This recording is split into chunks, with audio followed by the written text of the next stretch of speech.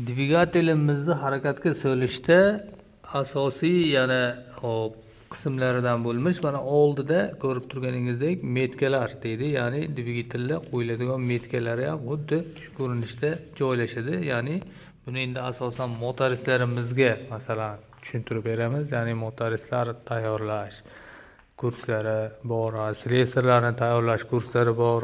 Ya'ni bizda hop xuddi shu masalan holatda aytib o'tiladi.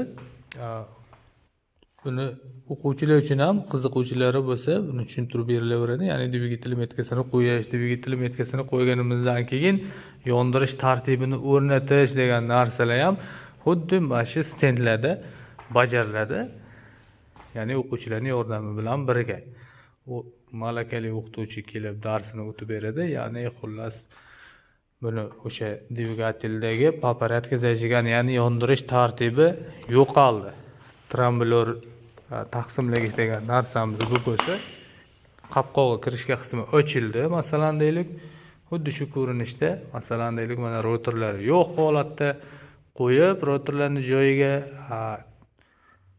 undan keyin yondirish tartibini, dvigatel ishlash tartibi bo'yicha yondirish tartibini bir xil qilib terib bo'rish, qayta ishga solish haqida ham tushunchaga ega bo'lib beriladi.